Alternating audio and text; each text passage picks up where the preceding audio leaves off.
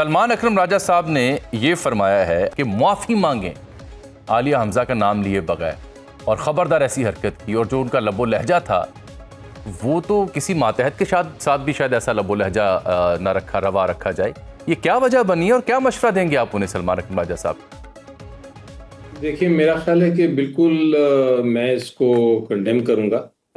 मेरी नज़र में क़ुव्वत बर्दाश्त होनी चाहिए। कोई एक सियासी जमात में कोई किसी के मातहत नहीं होता, कोई किसी ऊपर या नीचे नहीं होता।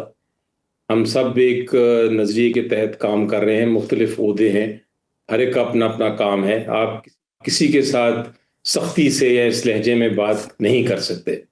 ये एक सियासी जमात में बिल्कुल मैंने पहले नहीं देखा और मुझे तो बड़ी परेशानी हुई, अफसोस भी हुआ।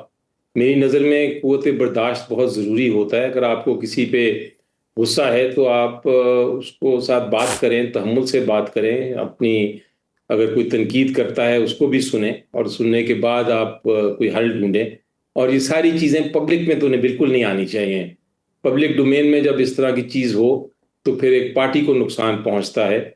और ये बिल्कुल मैं तो परेशान हो गया ये सुन के। वैसे तो आप सर एक कानूनदान है तो ज़ाहिर बात आप कानूनी मशवरा ही दे सकते हैं, लेकिन इस मुद्दे के ऊपर मैंने सुना है कि आपने कोई दवाई भी तजवीज़ की है सलमान अकरम राजा साहब? जी, मेरा ख्याल है ये आपको अगर गुस्सा चढ़े तो आपको ब्लड प्रेशर की दवाई लेनी चाहिए, क्योंकि ये इस तरह आप नहीं कर सकते। अगर आप ये इस तरह की बात करेंगे तो फिर दूसरा भी रिएक्ट करेगा, फिर तीसरा भी रिएक्ट करेगा। और होता है, आपको कई बार आपको गुस्सा चढ़ता है। हर इंसान है, आपको आफ्टर ऑल गुस्सा तो चढ़ता है, लेकिन आपको एक अपने ओहदे को देखते हुए और एक सियासी जमात को देखते हुए और एक पब्लिक फोरम को देखते हुए आपको गुस्सा कई बार पीना पड़ता है। और आपने अगर किसी की गुफ्तगू करनी है, आपको कोई चीज़ पसंद नहीं भी आई, तो आप उस पर अंदाज़े गुफ्तगू आपका ऐसा होना चाहिए कि आप उस पर एक मंतक के तहत बात करें कि क्या वजह है, वैसे साहब ये वजूहात ज़ाहिर बात है डिस्कस होती रहेंगी। ये बताएं कि एक तूफ़ानी दौरा अली अमीन गंडापुर साहब ने लाहौर का किया 36 घंटे पहले। एक फार्म हाउस में गए, कहा गया पार्लियामेंटेरियंस का इकट्ठ है, नॉन पार्लियामेंटेरियंस भी वहाँ मौजूद थे। उसके बाद अगले रोज़ प्रेस कॉन्फ्रेंस थी यहाँ अब्दालिया सोसाइटी लाहौर में, जौहर टाउन के करीब। वहाँ पे पंजाब से मुझे सिर्फ लतीफ़ खोसा साहब, मलिक अहमद खान भच्चर साहब या सलमान अकरम राजा साहब दिखाई दिए। बाकी जितने भी लोग वहाँ आसपास उनके मौजूद थे वो खैबर पख्तूनख्वा के मेहमान दोस्त थे। पंजाब चैप्टर कहाँ था, आलिया हमजा पहले दिन भी कहाँ थी, दूसरे दिन भी कहाँ थी, चीफ ऑर्गेनाइजर हैं पंजाब में, वे वशी क्यों उन्हें इग्नोर किया गया? और उनका जो गिला शिकवा है, जो कहा गया कि कहीं मसरूफ़ थी, उनका ये सवाल उठाना बनता नहीं है कि जी कहाँ मसरूफ़ थी, मुझे खुद इल्म नहीं है?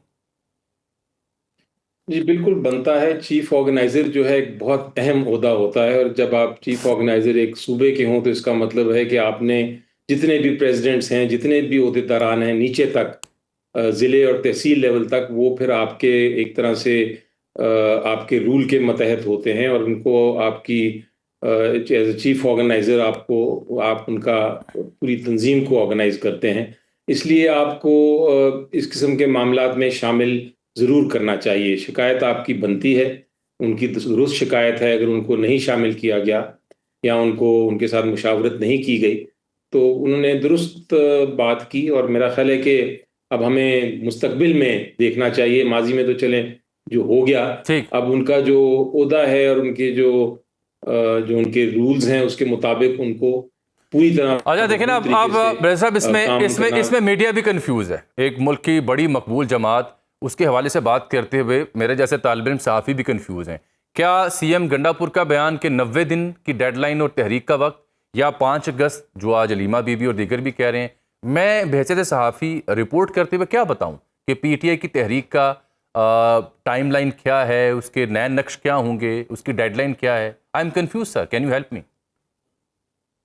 जी देखें, अब कंफ्यूजन आपने दुरुस्त, आप मेरा ख्याल है अब जायज़ कंफ्यूजन थी आपकी, लेकिन आज वो कंफ्यूजन ख़त्म हो जानी चाहिए।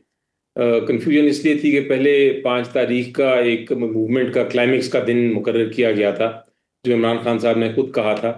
उसके बाद प्रेस कॉन्फ्रेंस हुई और प्रेस कॉन्फ्रेंस में जितने लोग थे वो फिर उसमें शामिल होते हैं। एक तरह से उन्होंने 90 दिन का एक बात की, जिसकी वजह से चूँकि पहले मुशावरत नहीं हुई थी उसके बारे में, तो कंफ्यूजन थी। लेकिन आज मेरा ख्याल है इमरान खान साहब के साथ जिनकी मुलाकात हुई, उन्होंने जो अंदर से पैगाम भेजा वो तो फिर क्लियर हो गया ना, वो तो क्लियर हो गया। लेकिन ये आप भी इस बात की तस्दीक कर रहे हैं कि जो अली अमीन गंडापुर साहब ने लाहौर में बैठ के बयान दिया 90 दिन का, वो पार्टी की मुशावरत के बगैर दिया?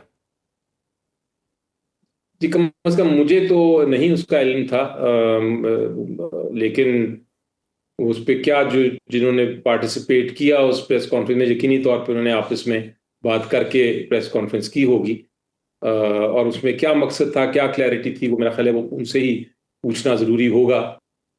लेकिन बहरहाल ये जो भी हुआ, अब वो माजी की बात है, अब आगे देखना है हमने इंशाल्लाह। चलिए आगे अगर हम देखते हैं तो एक और मुद्दा, 21 जुलाई को सेनेट के इलेक्शन है खैबर पख्तूनख्वा में। जो आपका वर्कर सपोर्टर है वो आपके लीडर के साथ डटा खड़ा है और वो दस्तयाब क़यादत के ऊपर सवाल भी उठाता है, उनके किरदार के ऊपर, और ये जो बयानात आते हैं, आपसी इख्तलाफात होते हैं, ये उन्हें मज़ीद मायूस करते हैं।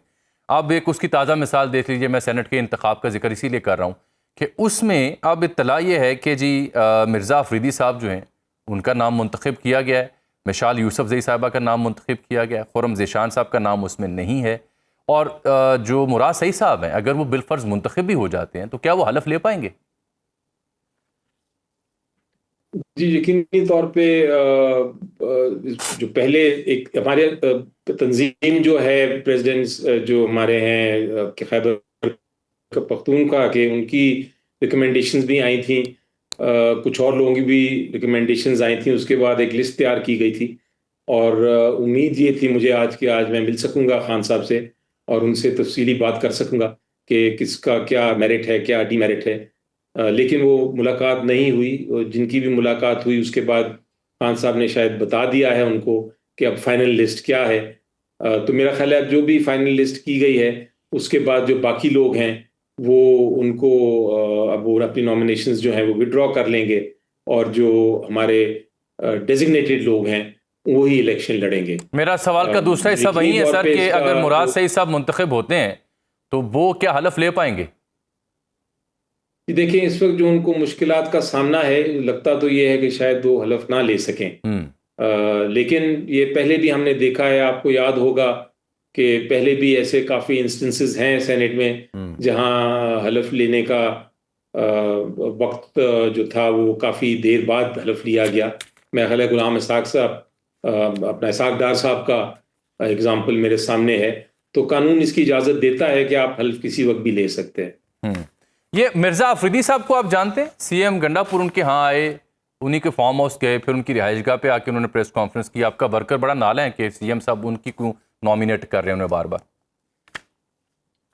देखिए, अब तो अगर खान साहब के पास सारी लिस्ट गई है, अगर उन्होंने किसी को नॉमिनेट किया है तो वो अब फाइनली इंशाल्लाह हमारे सेनेटर होंगे। और अगर कोई समझता है कि उनको नहीं बनना चाहिए, मैं ख्याल है वो कंट्रोवर्सी भी खत्म हो गई है। चलिए कीजिए।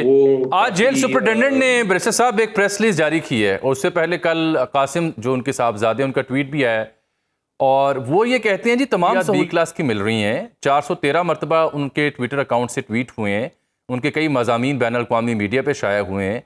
3 माह में 66 ख़वातीन व हज़रात ने उनसे मुलाकात की है और उनके पास LED अखबारात, ज़ाती इंतखाब के मुताबिक कुतब, एक्सरसाइज के लिए साइकिल मशीन, चहलकदमी के लिए खुला सहन और एक कैदी है जो कुक है, जो नाश्ता दोपहर और शाम का खाना उनकी ख्वाहिश के मुताबिक तैयार करता है। ये उनकी प्रेस रिलीज और फिर PTI का इस मामले पे जो एतराज़ात, मैं आपसे क्या सवाल अब पूछूं इस पे?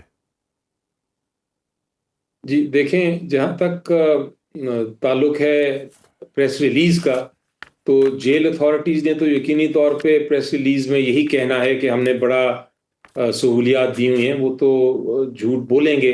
उनको तो अगर वो ये मान लिया उन्होंने कि वाकई सहूलियात नहीं दी तो फिर उनके खिलाफ एक्शन हो सकता है।